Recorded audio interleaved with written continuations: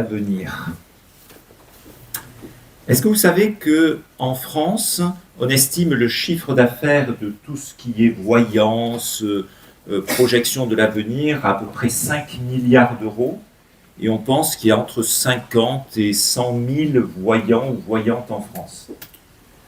C'est dire que c'est un sujet qui préoccupe beaucoup nos concitoyens. Que va-t-il arriver demain? Alors vous avez plein de moyens d'essayer de deviner. Vous avez l'horoscope, bon, toujours une page d'horoscope dans les journaux, hein, ou dans les hebdomadaires, vous avez toujours la page de l'horoscope. Vous avez aussi beaucoup de personnes qui essayent de deviner soit l'avenir individuel, soit au contraire, vous avez ceux qui sont ce qu'on appelle les futurologues. Alors eux, ils essayent de déterminer les grandes tendances, etc. Et c'est assez amusant d'ailleurs souvent de relire ce que les futurologues, par exemple, en 1980 écrivaient pour l'an 2000, ou en l'an 2000 pour 2025. On s'aperçoit que voilà, il y a des choses qui sont vraies, d'autres qui sont moins vraies. Ce qui reste toujours, c'est le cœur de l'homme. Ça aussi. Alors, le sujet de l'avenir, en fait, il y a deux grands sujets. Le premier grand sujet, c'est que va-t-il arriver aux personnes? Et alors, je vais prendre un terme un peu barbare qu'on appelle l'eschatologie. L'eschatologie, c'est la partie de la doctrine biblique qui s'intéresse à ce qui se passe à la fin. Et donc, l'eschatologie personnelle va traiter de ce qui arrive aux personnes. Et donc, nous allons aborder les sujets de la mort, de l'état intermédiaire, du jugement des personnes et de l'état final des humains. Et puis, il y a aussi l'eschatologie générale, c'est que va-t-il arriver au monde en général? Et alors là, les sujets abordés seront le retour de Jésus-Christ, les événements à venir, le jugement des nations, l'état éternel. Mais, comme vous le constaterez, et j'essaierai volontairement de brosser un tableau assez varié de la façon dont on peut aborder ces sujets, eh bien, il y a des opinions qui ne sont pas toujours totalement convergentes sur ces sujets-là. Par contre, nous avons des bases solides. Et sur ces bases solides, je crois que la plupart des chrétiens évangéliques se retrouvent. Ces bases solides, c'est Jésus revient. Jésus revient. Jésus, quelques heures avant la croix, alors qu'il se trouvait avec ses disciples dans la chambre haute, il venait de partager, comme nous l'avons fait il y a un instant, le pain et le vin, annonce à ses disciples qu'il va les quitter, leur cœur est triste. Mais qu'est-ce qu'il leur dit? Qu'il reviendra. Et donc, s'il y avait une chose que nous devions retenir par rapport à l'avenir, c'est qu'est-ce que c'est que l'avenir qui est devant nous? C'est que Jésus revient. Voilà. Le reste, c'est secondaire. C'est secondaire. Ce que nous attendons d'abord et avant tout, c'est le retour de notre Sauveur et Seigneur. Je sais qu'un jour, mes yeux verront Jésus.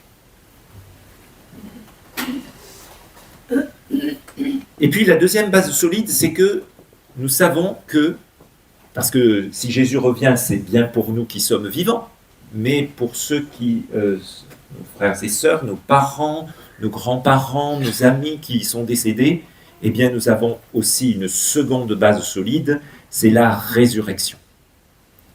La résurrection.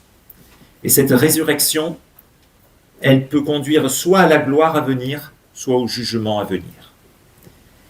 Et vous savez, ces deux bases solides, eh bien, elles sont présentes dans la confession de foi des chrétiens depuis des siècles et des siècles. Vous savez, vous avez peut-être entendu parler du symbole des apôtres, qu'on appelle aussi le credo. Je vous l'ai mis ici dans sa version un peu protestantisée. Et je crois en Dieu le Père Tout-Puissant, Créateur du ciel et de la terre.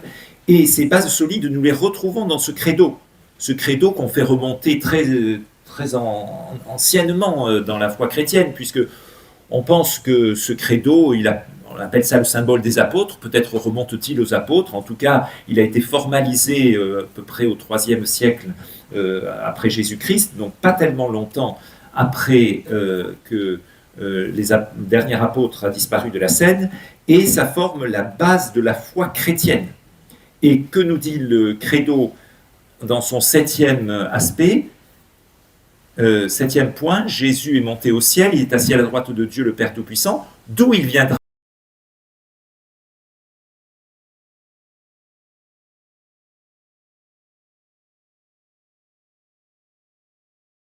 Le point 11 et le point 12, à la résurrection de la chair et à la vie éternelle.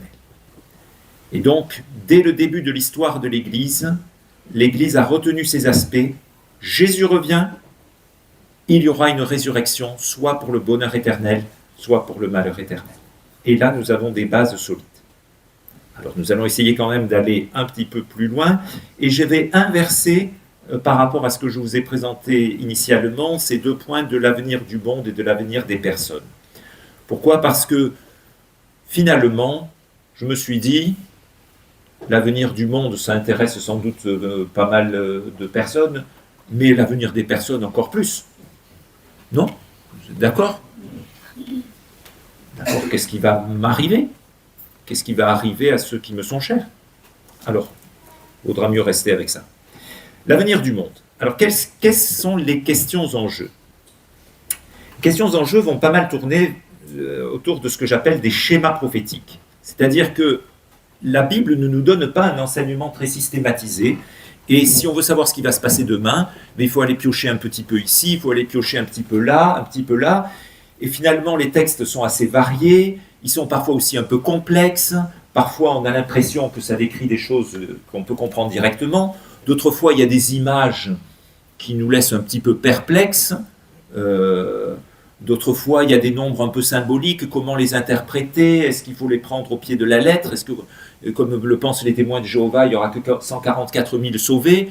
On se dit c'est peut-être un peu court pour tous les chrétiens de tous les temps. Alors, est-ce qu'il faut le prendre symboliquement ? Enfin, vous voyez, il y a beaucoup de schémas prophétiques pour essayer de systématiser l'ensemble des données bibliques. Mais ces schémas sont forcément limités par l'hétérogénéité des constructions, qui est plus grande que sur d'autres thèmes. Qu'est-ce que je veux dire par là ? Je veux dire par là que des chrétiens attachés à l'écriture, qui sont convaincus de son inspiration totale et plénière, et qui la lisent avec un esprit de prière, arrivent à des conclusions qui sont un peu différentes, non pas sur les deux fondements que j'ai posés au départ, là tout le monde est d'accord, ou presque, mais qui sont un peu décorantes dans les détails, alors là on n'est pas toujours tout à fait d'accord. Et puis donc cette forme même de la révélation biblique qui est très peu systématique et très peu prophétique dans sa visée, puisque le but visé par le Seigneur quand il nous parle de l'avenir, c'est un but moral avant tout et non pas chronologique ou descriptif. Nous on aime bien la prophétique fiction, mais ce n'est pas ce que fait la parole de Dieu. La parole de Dieu, et nous le verrons en conclusion, elle est là pour nous parler ici et maintenant. Et puis, si Jésus revient, c'est qu'il est déjà venu une première fois. Et sa première venue a été déroutante. Elle a été déroutante pour beaucoup de ceux qui étaient là, y compris des Juifs pieux qui attendaient la délivrance. Mais ils ne l'attendaient pas sous cette forme-là, de ce Jésus qui a grandi à Nazareth, bourgade nowhere, quoi, c'était Pétaouchnok, et qui ensuite, au lieu de régner et d'arriver triomphant pour bouter les Romains hors de Palestine, mais s'est contenté d'aller de lieu en lieu en faisant du bien. Et ça ne rentrait pas dans leur schéma prophétique à eux, par rapport au Messie, par rapport à tout ce qu'ils avaient lu, des promesses que les prophètes avaient déroulées, et dont ils ne retenaient finalement qu'une partie. Et on voit à quel point même les disciples qui, pendant 3 ans ou 3 ans et demi, ont suivi Jésus, ont eu de la peine à comprendre ce qu'il leur disait par rapport à la réalité de sa personne et de sa mission. Et l'évangéliste Jean, qui a accompagné Jésus pendant ces années-là, dans son évangile, a l'honnêteté de dire que ce n'est que quand Jésus a été ressuscité qu'enfin il a compris pourquoi il s'était passé ceci ou cela. Alors vous voyez, ça me rend personnellement très prudent par rapport à ce qui va se passer à la seconde venue de Jésus.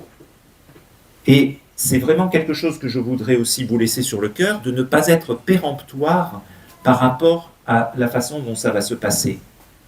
Aucun des schémas proposés, et je vais vous en proposer quelques-uns, n'est exempt de critique. Et il y a toujours des textes qui grincent, qui ne rentrent pas dans la case dans laquelle on voudrait les faire rentrer. Et tant mieux dans un sens, parce que ça nous laisse humbles devant l'Écriture. Au lieu d'affirmer avec, je pense, un peu d'orgueil spirituel, eh bien, moi j'ai compris, moi je sais, moi j'ai le bon système. Mais si nous avons besoin de faire preuve de prudence, nous pouvons aussi avoir confiance.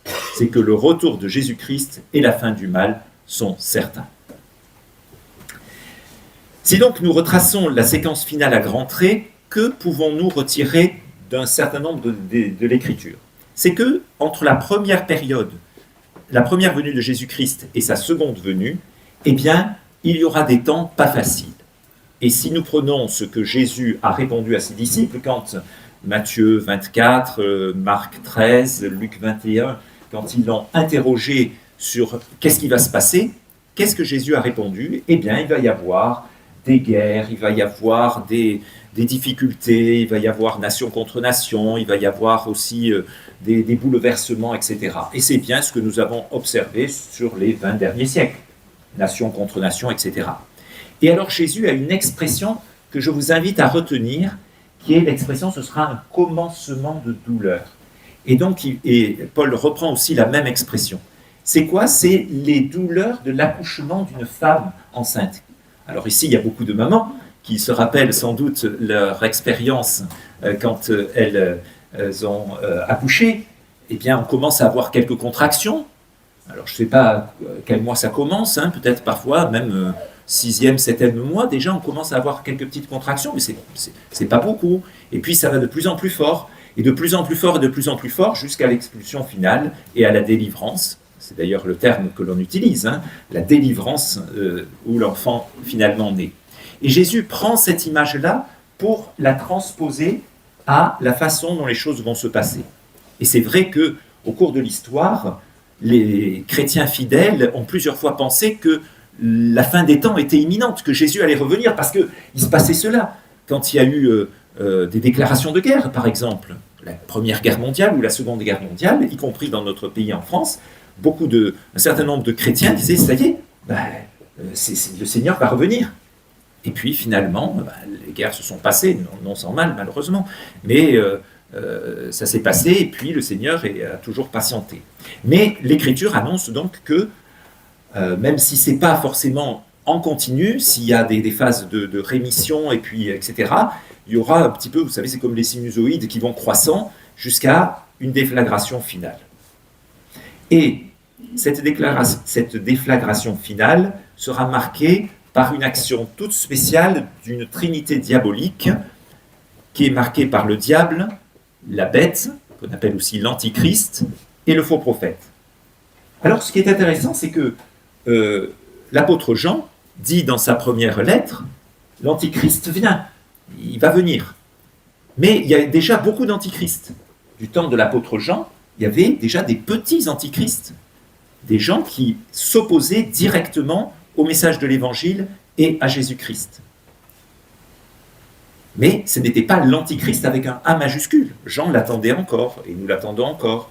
Mais au cours de l'histoire de l'Église, là aussi, beaucoup de chrétiens fidèles ont pensé identifier l'antichrist, qui au pape, qui à Napoléon Ier, qui à Hitler ou Staline, que sais-je. Mais il n'est pas encore survenu. D'aucuns disent aujourd'hui que c'est Elon Musk, je ne sais pas.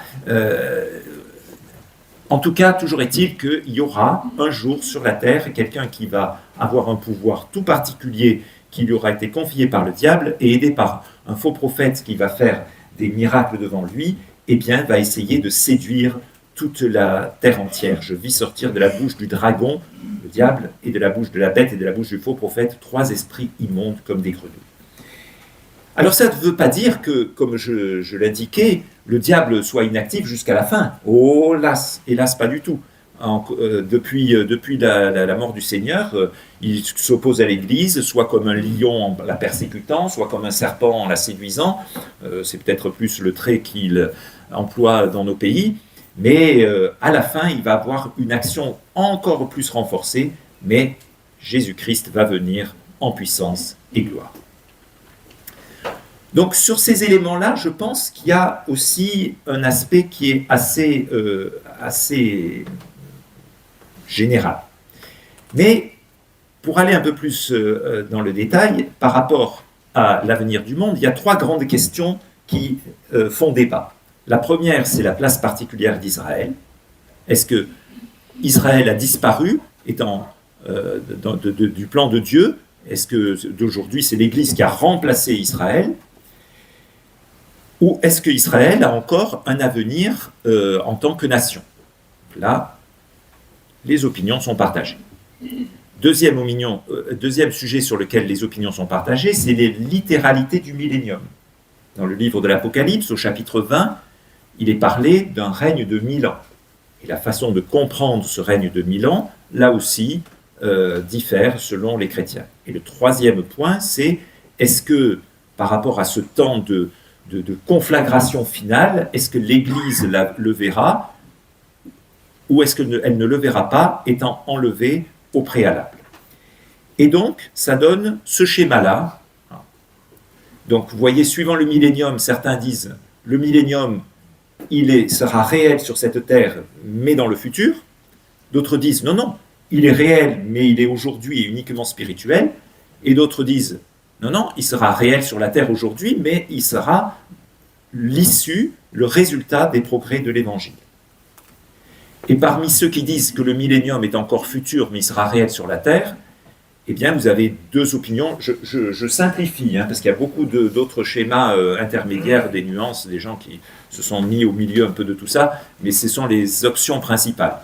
Eh bien, est-ce que l'Église va être enlevée avant la tribulation, donc cette conflagration finale, ou après? Et ça donne les quatre grandes positions qu'on appelle, alors là aussi accrochez-vous parce que les mots, c'est pas forcément évident, le prémillénarisme dispensationaliste, le prémillénarisme historique, l'amillénarisme et le postmillénarisme. Ouf! Alors, accrochez encore plus vos ceintures parce qu'on va voir les schémas. Et donc ici, j'ai essayé de résumer un petit peu la façon dont l'avenir était envisagé par les tenants de ces quatre positions. Et j'ai commencé par le prémillénarisme dispensationaliste, puisque je pense que c'est ce qui a été le plus enseigné dans cette salle. Le premier point, c'est que par rapport à ce que je disais, vous voyez ici, le prémillénarisme dispensationaliste introduit une distinction très importante entre Israël et l'Église. Israël n'a rien à voir avec l'Église, et Dieu a un plan pour l'Église, Dieu a un plan pour Israël. Et donc, selon ce schéma, le Christ a un premier retour secret avec l'enlèvement de l'Église, c'est ce que j'ai appelé la première résurrection A. Ensuite, il y a une période indéterminée, puis commence 7 ans avec un commencement de douleur et puis la grande tribulation. Ensuite, il y a un deuxième retour de Christ qui est public à la bataille d'Armageddon et la première résurrection B, puis le millénium, la deuxième résurrection qui est celle de ceux qui sont non-croyants et le jugement des morts avant l'introduction de l'état éternel. Et vous avez dans les petites pastilles rouges en fait les chapitres de l'Apocalypse qui sont concernés. Voilà.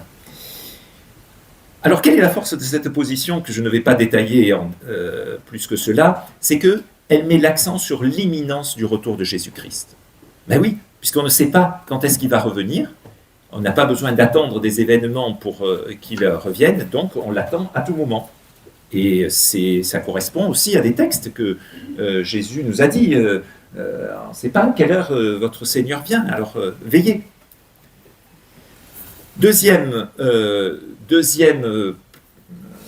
schéma, eh bien, c'est ce qu'on appelle le prémillénarisme historique. Alors lui aussi, vous aurez constaté, sur la deuxième partie, est à peu près identique, puisqu'il y a toujours un millénium.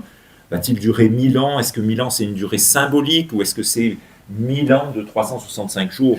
Là aussi, les opinions diffèrent, mais en tout cas, le millénium est retenu, et puis avec le retour de la seconde résurrection, le grand trône blanc et le jugement des morts, puis l'état éternel. Par contre, ce qui varie, c'est avant, puisque vous voyez qu'ici, la tribulation, elle est vue de façon croissante, avec une intensification jusqu'à la fin, avec l'apparition de l'Antichrist, mais un retour unique de Jésus-Christ à la bataille d'Armageddon. Et la première résurrection n'est pas séparée en plusieurs phases, mais se situe en une seule phase.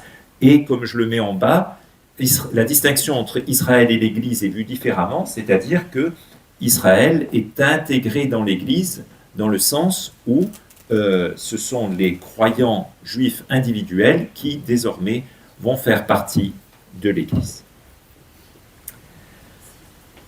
Cette position du prémillénarisme historique, pourquoi on l'appelle comme cela, ça vaut peut-être la peine d'en dire un mot rapidement, c'est parce que ce prémillénarisme historique était la façon de voir, pense-t-on, majoritaire des chrétiens des premiers siècles de l'histoire de l'Église, tandis que le prémillénarisme dispensationaliste a été systématisé par John Nelson Darby, même si il a élaboré sur des idées qui étaient un petit peu avant lui, par un jésuite, et puis même au XVIe siècle, il y avait eu déjà quelques embryons de cette doctrine.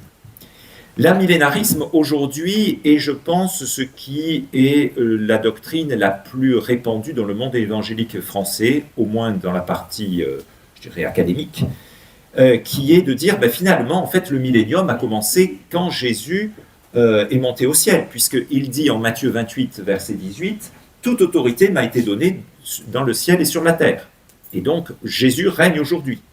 Alors certes, il y aura une tribulation à la fin avec l'apparition de l'Antichrist avant qu'il revienne en puissance et gloire, mais il ne faut pas s'attendre à un règne sur la terre. Et donc, quand Jésus reviendra, cela introduira directement l'état éternel. Et pour les tenants de cette position, quant à la distinction entre Israël et l'Église, eh bien, aujourd'hui, l'Église est l'Israël de Dieu, pour reprendre l'expression de Galates 6, verset 14, entre autres. Et puis, il y a une dernière position qui, aujourd'hui, n'a pas beaucoup de tenants, mais qui était très majoritaire il y a quelques décennies, qui est le post-millénarisme. Alors, c'est quoi ça? C'est qu'en fait, l'Évangile va se répandre sur toute la terre. Jésus a bien annoncé qu'il faudrait que l'Évangile se répande sur toute la terre avant qu'il vienne. Et finalement, les nations vont se convertir, et alors Jésus-Christ pourra revenir sur une terre qui serait devenue chrétienne. Alors vous comprenez que quand il y avait cette expansion coloniale des nations occidentales dites chrétiennes au XIXe siècle, c'était une théorie qui avait un petit peu du soutien. Aujourd'hui, effectivement, l'Église progresse en Afrique, en Amérique du Sud, etc., mais au moins, en tout cas, vu de notre petit hexagone, c'est pas forcément évident. Et donc, cette position-là, post-millénarisme, a un petit peu du plomb dans l'aile. Mais la force de sa position, c'est qu'elle a entretenu un zèle missionnaire très important, avec toutes ces missions qui se sont développées au XIXe siècle pour apporter l'Évangile partout dans le monde. Je ne vais pas rentrer, rassurez-vous, dans ce tableau de synthèse, puisque ici vous avez les différentes positions, vous avez retrouvé les 4 colonnes avec les 4 positions que je viens de passer rapidement, et puis qu'est-ce qu'elles nous disent par rapport au seconde venue de Jésus-Christ, à la résurrection, au jugement, à la tribulation, au millénium, et à Israël et l'Église. Mais je me permets ici, par rapport à ces 3 grandes questions que j'ai évoquées au départ, de vous donner une suggestion personnelle, avec beaucoup de prudence et de retenue. Par rapport à la place particulière d'Israël, il me semble que nous avons des éléments scripturaires assez solides pour nous dire que Dieu a pour Israël une tendresse. C'est peut-être ça en fait. Mais en tout cas, le peuple d'Israël est celui par lequel la bénédiction de Dieu atteindra les nations. La promesse qui a été faite il y a 4000 ans à Abraham était bien celle-ci, que par lui, par sa descendance, eh bien finalement, toutes les nations de la terre seront bénies. Alors sa descendance, c'est d'abord et avant tout Jésus-Christ, comme l'Épître aux Galates au chapitre 3 nous le dit, donc puisque sa semence, sa descendance, c'est Christ, et c'est bien par Jésus-Christ que maintenant le salut est annoncé par toute la terre. Mais néanmoins, quand Paul répond dans les chapitres 9 à 11 de l'Épître aux Romains à l'argumentaire qui est « Mais finalement, qu'en est-il de toutes les promesses que Dieu avait faites dans l'Ancien Testament ?» Paul dit bien qu'aujourd'hui les Juifs sont sauvés individuellement et assimilés à l'Église et introduits dans l'Église, mais que dans cet arbre des promesses, dont Israël a été ôté puisqu'il a été désobéissant en tant que peuple, Aujourd'hui, ce sont les nations qui reçoivent le salut, mais demain, Israël sera de nouveau greffé. Et donc, nous pouvons légitimement, me semble-t-il, nous attendre à ce qu'il y ait un réveil massif parmi les Juifs qui se tourneront vers Jésus-Christ, qui comprendront que celui qui a été crucifié et dont les ancêtres ont réclamé la mort, haute crucifie-le, était le Messie promis qu'ils n'ont pas reconnu.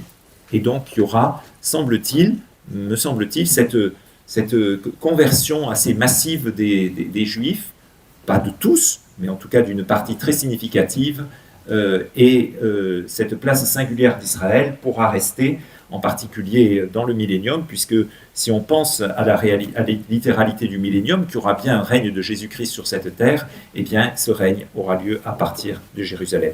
Et c'est vrai que cette place singulière d'Israël, l'histoire la démontre un petit peu, puisque c'est quand même un peuple qui a gardé une singularité au travers de 2000 ans d'histoire qu'aucun autre peuple finalement n'a gardé sur la terre. Aujourd'hui, on est bien fichu de dire ce que sont devenus les Moabites.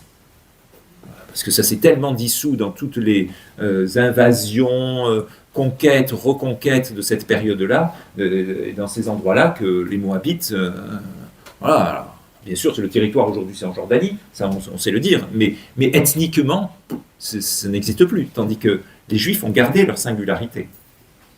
Et cela, sans doute, c'est volontairement Dieu qui l'a permis. Quant à la littéralité du millénium, je mis une coche verte un peu plus claire. Personnellement, je pense que c'est le schéma qui me convainc le plus. Pourquoi ? Parce que, outre Apocalypse 20, il y a un texte très important que nous trouvons en 1 Corinthiens chapitre 15. Peut-être vaut-il la peine de le lire rapidement. En 1 Corinthiens 15, l'apôtre Paul, c'est intéressant, vous savez, quand vous avez deux textes, il y a la règle dans l'écriture des deux témoins. Donc quand on a deux textes sur lesquels s'appuyer, c'est souvent que c'est quelque chose d'un petit peu solide. En 1 Corinthiens 15, verset 20, Paul décrit une séquence. Alors maintenant Christ a été ressuscité d'entre les morts, prémisse de ceux qui se sont endormis. Verset 22, car comme dans l'Adam tous meurent, de même aussi dans le Christ, tous seront rendus vivants, mais chacun dans son propre rang.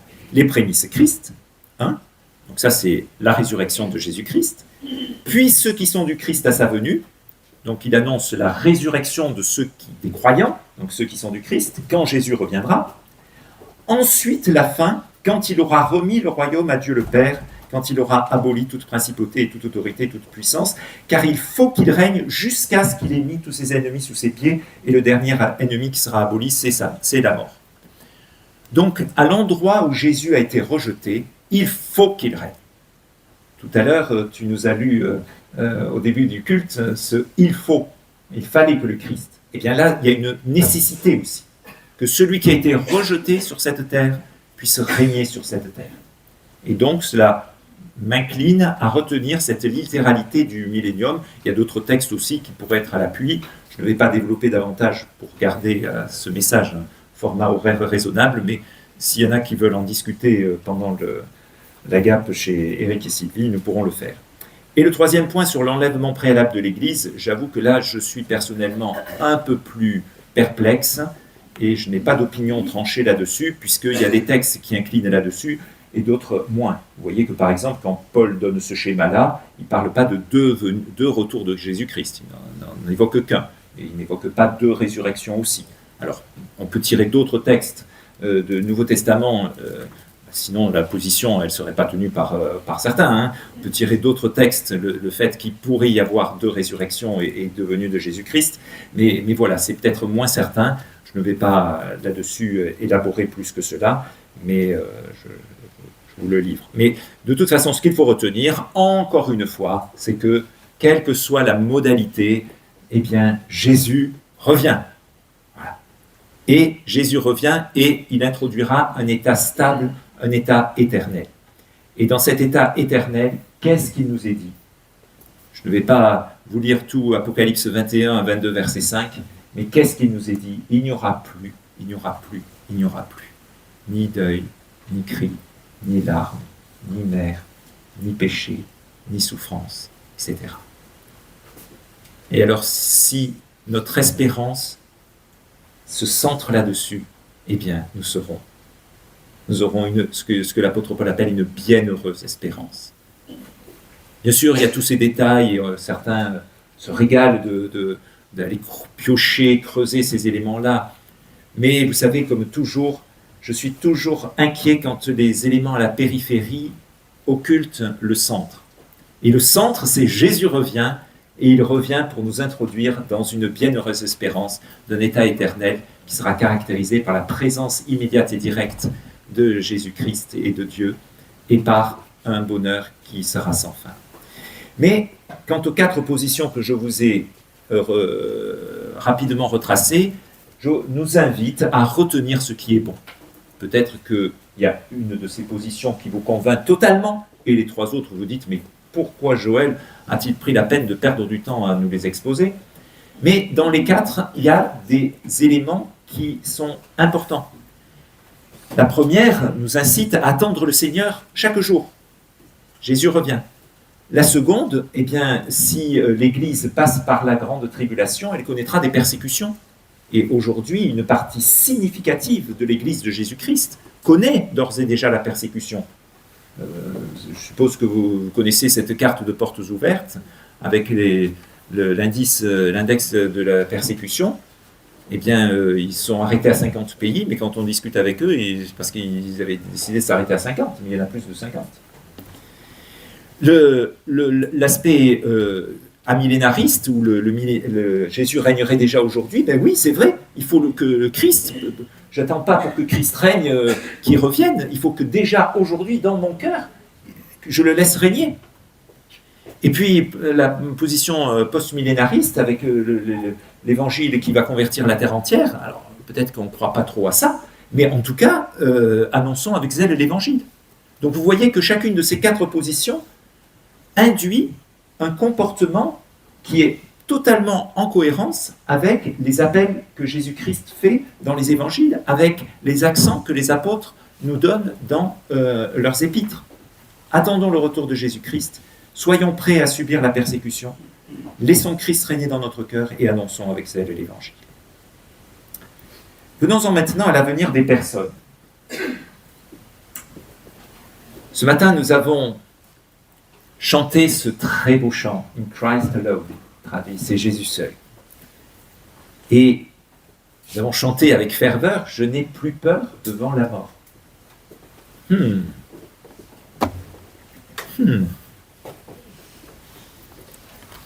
La mort. La mort, on ne peut pas y échapper. Il y avait un humoriste qui disait, vous savez, dans la vie, il y a 2 choses certaines, c'est la mort et les impôts. La mort est encore plus certaine que les impôts. Et alors, la mort, il faut distinguer 3 acceptions du mot mort dans l'Écriture. Il y a d'abord la mort spirituelle. Qu'est-ce que c'est? C'est la séparation entre Dieu le Créateur et l'être humain, et sa créature. Parce que dans notre esprit, souvent, la mort, c'est la fin, la suppression d'une chose. Tandis que le sens biblique, la mort, c'est la séparation.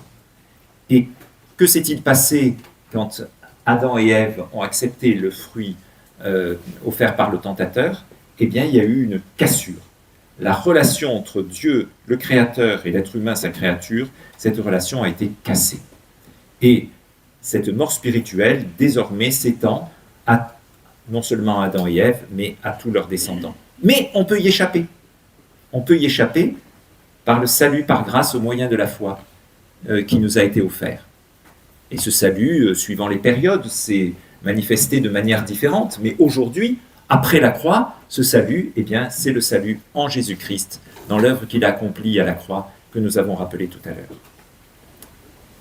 Deuxième acception du mot mort, c'est la mort physique. Et là aussi, la mort physique, c'est la séparation entre les 2 parties, la partie immatérielle et la partie matérielle de l'être humain. Donc le corps est séparé de l'âme ou de l'esprit qui retourne à Dieu, qui l'a donné, comme le dit le livre de l'Ecclésiaste. Et cette mort physique, elle atteint tous les humains. Alors, y a-t-il un moyen d'échapper à la mort? Oui, parce que pour les croyants qui seront vivants quand Jésus reviendra, ils échapperont à la mort. Et nous avons 2 exemples qui nous sont donnés dans la parole de personnes qui ont échappé à la mort, Enoch et puis Élie. qui, tous deux, sont des exemples comme cela de croyants qui ont échappé à la mort et qui cela anticipe le fait que cette mort physique a été vaincue à la croix et sera un jour vaincue définitivement. Et puis, le plus terrible, c'est ce que l'Écriture appelle la seconde mort. Et ça, c'est la séparation définitive et éternelle entre l'humain incrédule et Dieu. La mort spirituelle, elle peut n'être que temporaire. Elle peut n'être que temporaire. Pour chacun de nous qui avons cru, nous étions, au passé, morts dans nos fautes et dans nos péchés. Donc nous étions morts spirituellement. Mais nous avons été vivifiés, rendus à la vie. Parce que vous êtes sauvés par la grâce au moyen de la foi, et cela ne vient pas de vous, c'est le don de Dieu. Je cite Éphésiens 2, versets 4 à 8. Donc cette mort spirituelle, ce n'est pas inéluctable. Tandis que pour ceux qui refusent le salut offert, la seconde mort, elle, est inéluctable, et c'est pour ça que l'adjectif le plus terrible, c'est définitive. Et donc tous les incrédules, tous ceux qui auront refusé le salut par grâce au moyen de la foi, eh bien, la connaîtront. Et le moyen d'y échapper, c'est précisément cela. Alors, le croyant n'a pas à craindre la mort. Je n'ai plus peur devant la mort. Nous font chanter Kiss et Getty. Mais, certes, mais c'est pas si évident que ça, hein, quand même. Alors, nous avons heureusement des textes qui nous permettent d'avoir une assurance, de construire notre assurance. Pourquoi le croyant n'a pas à craindre la mort? Parce que d'abord, Jésus-Christ l'a vaincu. Et on l'a bien souvent dit, c'est la singularité du christianisme. Bouddha est mort, Mahomet est mort, tous sont morts, mais Jésus-Christ, lui, est ressuscité. Et pourquoi nous savons que notre évangile est vrai? Pourquoi savons-nous que le christianisme, ce n'est pas une religion, c'est une personne qui est morte et ressuscitée? Ce n'est pas une construction intellectuelle, ce n'est pas des mythes. Parce que Jésus est ressuscité, parce que 500, 15 personnes l'ont vu. Et que les témoignages qui nous sont donnés sont très solides pour nous permettre d'affirmer que Jésus-Christ a vaincu la mort. Par la mort, il a rendu impuissant celui qui avait le pouvoir de la mort, c'est-à-dire le diable. Il a délivré tous ceux qui, par la crainte de la mort, étaient pendant toute leur vie assujettis à la servitude. De sorte que nous pouvons habiter à côté d'un cimetière. Mon père était agent immobilier à Nîmes, et il y avait des gens, quand il leur proposait un appartement avec vue sur le cimetière, « Ah, monsieur, jamais de la vie! Vous ne voulez pas que, en ouvrant mes fenêtres, je vois un cimetière ?» Ben, si. Donc si vous voulez acheter un appartement pas trop cher, prenez avec vue sur le cimetière, et en plus, le voisinage est calme. Pourquoi les croyants n'ont pas à craindre la mort? Parce que les martyrs l'ont affronté victorieusement. Et nous avons ce texte, Apocalypse 12, verset 11, ils n'ont pas aimé leur vie, même jusqu'à la mort. Et l'histoire chrétienne abonde depuis le martyre de Blandine de Lyon en 177 jusqu'aux chrétiens qui courageusement, et le fil rouge de Portes ouvertes, on donne le témoignage régulièrement, aujourd'hui acceptent par amour pour leur sauveur d'aller jusqu'au sacrifice suprême. Et parce que notre berger se tient près de nous à ce moment-là, nous disions hier avec Eric et Sylvie que finalement le psaume 23 était extrêmement souvent cité lors de services d'obsèques. Ben oui, même quand je marcherai par la vallée de l'ombre de la mort, je ne craindrai aucun mal car tu es avec moi. Et puis parce que la mort nous fait accéder au repos. Bienheureux les morts qui meurent dans le Seigneur, dorénavant, oui, dit l'Esprit, afin qu'ils se reposent de leurs travaux car leurs œuvres les suivent. Alors que se passe-t-il au moment où un chrétien meurt? Eh bien, il y a ce qu'on appelle l'état intermédiaire. Je vous ai mis ici un tableau qui représente l'histoire de Lazare et du riche, en Luc chapitre 16, versets 19 à 31. Nous n'allons pas développer beaucoup ce point-là, mais je vous invite à vous reporter à ce texte qui est sous une forme pseudo-parabolique, sans doute la meilleure description que nous ayons dans l'Écriture, de cette situation sur laquelle l'Écriture d'ailleurs ne s'étend pas beaucoup, de la situation qu'il y a entre le décès d'un croyant ou d'un incroyant, et puis la résurrection. Donc c'est une situation temporaire, peu de détails sont donnés, mais néanmoins pour le croyant, nous avons la certitude de la présence immédiate de Jésus. C'est ce que Jésus lui-même sur la croix a dit au brigand, qui allait mourir comme lui. Aujourd'hui, je te le dis, tu seras avec moi dans le paradis. La consolation C'est ce que Abraham dit aux riches, que Lazare est consolé.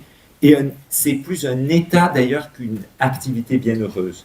Il semble que dans cet état intermédiaire, désincarné, puisqu'il n'y a pas encore de corps de résurrection qui soit donné, ceux qui nous ont quittés soient là dans le repos auprès de Jésus, mais pas dans l'activité qui sera celle des croyants quand ils recouvreront un corps de résurrection. Et pour l'incroyant, eh bien, c'est l'éloignement de Dieu et le tourment qui commence malheureusement. En fait, finalement, l'état intermédiaire, c'est plus un avant-goût de la situation définitive dans laquelle les croyants comme les incroyants seront amenés. Parce qu'il y a la résurrection. Et pour les croyants, la résurrection, c'est le revêtement d'un nouveau corps qui, comme nous le dit Philippiens 3, versets 20 ou 21, sera semblable à celui de Jésus-Christ. Alors, qu'est-ce que ça veut dire? Quel sera notre corps de résurrection? Eh bien, c'est difficile à cerner exactement. C'est difficile à cerner exactement. Jésus ressuscité ressemblait à Jésus avant ressuscité. Il avait même les marques, puisqu'il les montre à son disciple Thomas incrédule.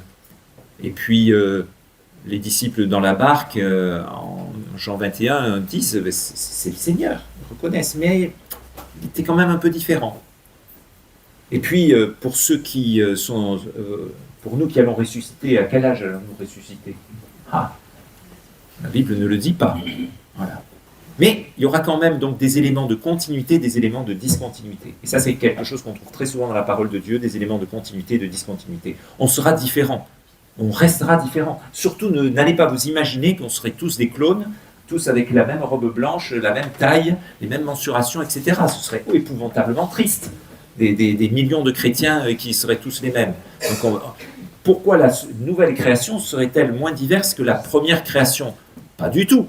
Le même Dieu, dans son immense variété, dans son immense créativité, si j'ose dire comme cela, va donner aussi une variété qui n'a rien à envier, peut-être même encore plus, parce qu'il n'y aura plus le péché qui sera là, à la première création. Et donc, chacun sera là avec sa personnalité, même si... D'ailleurs, l'apôtre Paul se dit, voyez, il y a les étoiles, elles ont des éclats différents. Aujourd'hui, la physique stellaire nous le dit, etc. Et puis, il y a des formes différentes. Voilà. Le jugement des œuvres des croyants. Ah oui, ça, ce sera aussi quelque chose qui aura lieu au moment de la résurrection et qui terrifie parfois certaines personnes. Patrick et Sophie, vous vous rappelez d'une sœur à Anthony qui était terrifiée parfois par ça. Mais en fait, on n'a pas du tout à être terrifié. C'est le moment des récompenses. C'est le moment des récompenses. Le tribunal de Christ. Afin que chacun reçoive et chacun recevra sa louange de la part de Dieu. Alors il y en aura qui auront une grande louange, d'autres peut-être une petite louange, mais c'est le moment des récompenses. De toute façon, si quelqu'un est en Jésus-Christ, celui qui croit en lui est passé de la mort à la vie et il ne vient pas en jugement. Il ne vient pas en jugement. Donc n'ayez surtout pas peur du tribunal de Jésus-Christ. Par contre, pour les incrédules, cette résurrection corporelle ne comporte aucun détail, mais il y aura un jugement des incrédules au grand trône blanc selon leurs œuvres. Et cela introduira le sort final. Donc pour les croyants, ce qui nous est dit en Apocalypse 21, plus de mort, plus de peine, plus de pleurs, plus de deuil, la présence immédiate de Dieu, l'adoration de Dieu et de l'agneau, et puis un service et une activité, parce que je pense que comme être humain, fondamentalement, nous avons besoin d'avoir un service, et que il serait impensable, à mon avis, d'imaginer l'éternité juste. Voilà, parce que sinon, ça sera un peu long. Mais n'ayez pas de crainte. Pensez à une activité qui vous remplit de joie actuellement. Vous aimez un truc que vous aimez bien faire. Et imaginez que dans l'état éternel, eh bien, vous pourrez faire une activité comparable, peut-être pas la même, on ne sait pas, parce que c'est tellement difficile pour nous de comprendre ça aujourd'hui que l'Écriture nous donne les détails que de façon très, très allégorique, très, très, très sommaire. Eh bien, ce sera encore bien, bien mieux. Voilà. Et par contre, pour les incrédules, la réalité de la seconde mort, la séparation éternelle de Dieu, la souffrance et les tourments, mais aussi la gradation des peines, puisque ça aussi c'est un point important, notre Dieu est juste, et il y aura ceux qui seront battus de beaucoup de coups et ceux qui seront battus de peu de coups. Et je vous rappelle que le sort de Sodome, qui pourtant est une image d'une cité pécheresse, sera moins difficile au jour du jugement que celui de Capernaum. la cité des pharisiens.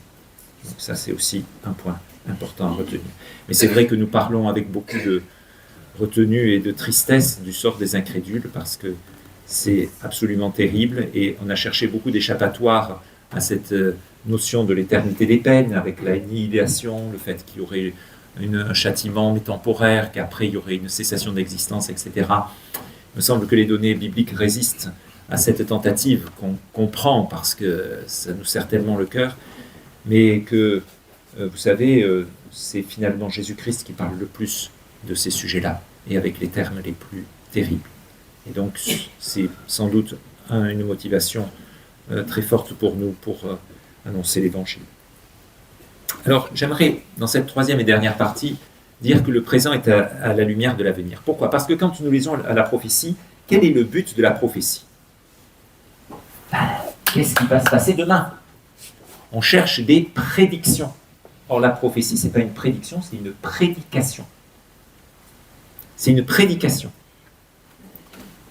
Alors, je vous mets des petits gimmicks que j'ai tirés Pour une fois réfléchi, le très bon livre d'Alain Nissus. Test, comment repérer un fanat apocalyptique dans un groupe? Demandez quelle heure il est. 9h30, 9h30, 9h30, 9h30. Minuit moins 5. Et puis, un autre, papa, la fin est proche. Passe d'abord ton bac. Vous savez, on dit qu'on aurait demandé à Luther, qu'est-ce que tu ferais si tu savais que le Seigneur revenait demain? Il aurait dit, j'irais planter un arbre. Voilà. Donc, les devinettes chronologiques, je m'en méfie comme de la peste. Parce que, eh bien, vous savez que les témoins de Jéhovah, ils ont dit que Jésus revenait en 1914. Ça n'a pas marché. Quand j'étais jeune, il y avait un livre qui s'appelait « L'avenir de notre vieille planète ». Là aussi, gros succès de librairie. Là aussi, beau plantage sur les datations. Et puis, ça va continuer, hein, parce qu'il y a toujours du business à se faire, à vendre des livres. Maintenant, c'est des vidéos YouTube ou je ne sais pas quoi, pour dire ça va se passer à ce moment-là ou à ce moment-là. Et en fait, non.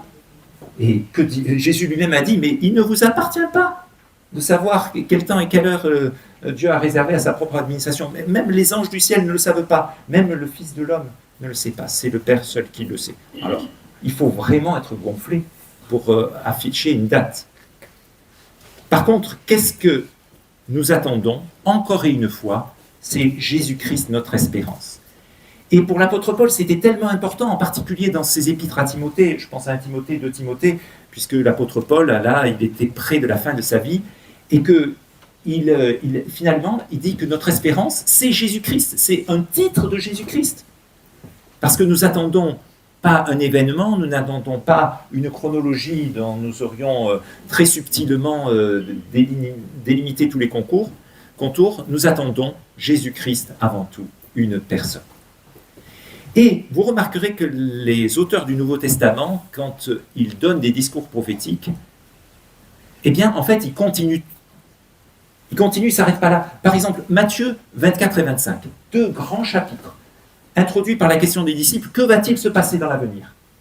Jésus développe, il parle de l'abomination de la désolation, après vous verrez le Fils de l'homme venant dans les nuées du ciel, etc. Voilà. Ça s'arrête au verset 31 du chapitre 24. Et puis après, vous avez le verset 32, puis tout le chapitre 25, et tout ça, c'est quoi? Eh bien, c'est des exhortations. Ce sont des exhortations. Et des exhortations avant tout à veiller, car vous ne savez pas à quelle heure votre Seigneur vient.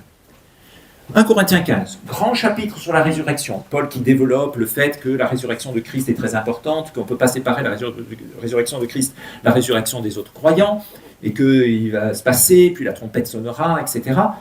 Et quelle est la conclusion de son chapitre, verset 58 de 1 Corinthiens 15, « Soyez fermes, inébranlables, abondants toujours dans l'œuvre du Seigneur, sachant que votre travail n'est pas vain dans le Seigneur. » D'accord, vous attendez la résurrection, chers amis, mais bossez en attendant cette résurrection.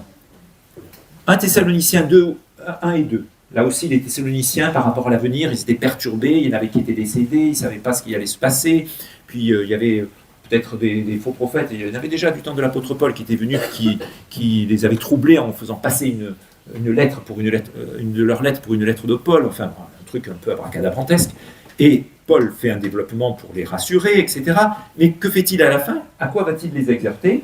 À attendre comme ça, les yeux fixés au ciel que Jésus revienne? Non, non, non, non, pas du tout. Eh ben, ce que je vous exhorte, nous vous exhortons dans le Seigneur Jésus-Christ à manger votre propre pain en travaillant paisiblement.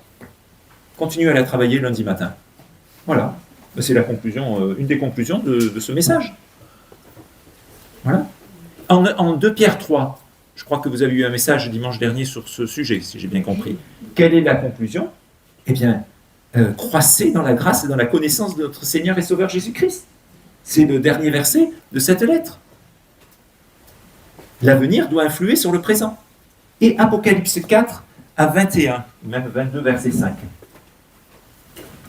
Comment aurions-nous conclu l'Apocalypse? Je vous lis Apocalypse 22, verset 5. Et ses esclaves le serviront, et ils verront sa face, et son nom sera sur leur front. Et il n'y aura plus de nuit, ni besoin d'une lampe et de la lumière du soleil, car le Seigneur Dieu fera briller sa lumière sur eux, et ils régneront au siècle des siècles. Vous entendez l'Alléluia de Handel. Ils régneront au siècle des siècles. Voilà. Et on se dit, oh, pour terminer la Bible, ça aurait été formidable de s'arrêter là. Vous ne croyez pas? On s'arrête là, ils régneront au siècle des siècles. Voilà. Sauf que, oui, il y a encore un verset 6, et puis ça va jusqu'au verset 21. La révélation, et je joue sur le jeu de mots entre le mot apocalypse, qui signifie révélation, et puis l'ensemble de la Bible, qui est la révélation biblique, eh bien, la fin de la révélation, ce n'est pas « ils régneront au siècle des siècles ». Pas du tout. Nous avons les versets 6 à 21. Alors, je ne vais pas les commenter en détail, mais 3 points, me semble-t-il, fondamentaux que nous retrouvons dans ces versets 6 à 21. Tout d'abord, j'ai une espérance certaine. Parce que l'apôtre Jean a eu ces visions incroyables sur l'île de Patmos qui se terminent par « ils régneront au siècle des siècles ». J'ai l'impression qu'il se dit « oh là là, il faut que je me mette un peu à la place de mes lecteurs ». Ils vont se dire de Smyrne, Sardes, Philadelphie, Thyatire, etc., à qui il va envoyer cette lettre. Ils peuvent se dire mais, soit c'est trop beau pour être vrai, soit c'est trop compliqué pour être vrai, etc. Ces paroles sont certaines et véritables, et le Seigneur Dieu des esprits des prophètes a envoyé son ange pour montrer à ses esclaves les choses qui doivent arriver bientôt. Je ne suis pas sûr du tout, chers amis, de comprendre tous les détails de ces chapitres compliqués de l'Apocalypse. Pas du tout. Et il est très difficile de comprendre exactement comment agencer les choses. Mais je sais une chose, c'est que celui qui a promis, il est fidèle. Et que quand il me dit ces paroles sont certaines et véritables, je peux le croire. Et nous avons à 3 reprises, chapitre 19, chapitre 21, chapitre 22, ces affirmations, ces paroles sont certaines. C'est certain que Jésus revient. C'est certain qu'il nous introduira dans un état éternel de gloire. Et alors, si j'ai une espérance certaine, eh bien j'attends de façon active. Et alors là, nous avons 3 points qui nous sont donnés dans ces versets. Le premier, c'est que le salut est encore ouvert. L'esprit et l'épouse disent viens, et que celui qui entende dise viens, et que celui qui a soif vienne, et que celui qui veut prenne gratuitement de l'eau de la vie. Je suis persuadé, chers amis, que dans toutes les époques, quel que soit le schéma à venir que vous reteniez, prédispensationaliste, etc., amillénariste, etc., eh bien, je suis persuadé que Jésus est prêt à accueillir tout être humain qui, quel que soit le moment, se tourne pour recevoir l'eau de la vie. Le salut reste toujours ouvert, source féconde, salut du monde. Le sang de Christ est répandu, il n'est personne qui veuille écarter du salut. Alors c'est sûr qu'il y aura peut-être des influences, une énergie d'erreur envoyée pour convaincre de ne pas accepter ce salut, mais celui qui se tournera vers Jésus-Christ, eh bien, recevra toujours ce salut. Deuxième point, les récompenses sont à venir. Je viens bientôt et ma récompense est avec moi pour rendre à chacun selon ce que sera son œuvre. Et donc cela nous encourage à être actifs pour le service du Seigneur en l'attendant. Et cela d'autant plus que peut-être nous n'avons plus beaucoup de jours à attendre pour le servir. Une espérance vivante, celui qui rend témoignage de ces choses dit « Oui, je viens bientôt. Je viens bientôt. » Et la réponse c'est « Amen, viens Seigneur Jésus. » Et cette espérance vivante, elle nous pousse aussi à cette louange que nous avons rendue ce matin, ici même, dans cette salle. Parce que celui que nous attendons et que nous aimons. Il y a cette joie dont parle Pierre dans sa première épître, une joie ineffable et glorieuse, parce que nous attendons la fin de notre foi, le salut définitif. Et puis, la dernière phrase de la Bible, c'est que dans cette espérance, je vis dans la grâce et par la grâce. Que la grâce du Seigneur Jésus-Christ soit avec tous les saints. De quoi avons-nous besoin, chers amis, jusqu'à ce que Jésus revienne? De quoi ai-je besoin? De quoi tu as besoin? Eh bien, de la grâce de notre Seigneur Jésus-Christ. Et sa grâce, pour nous voyageurs, sera douce et efficace dans nos faibles cœurs jusqu'à la fin. Parce que, comme nous le voyons affiché parfois, Jésus revient. Bientôt. Es-tu prêt?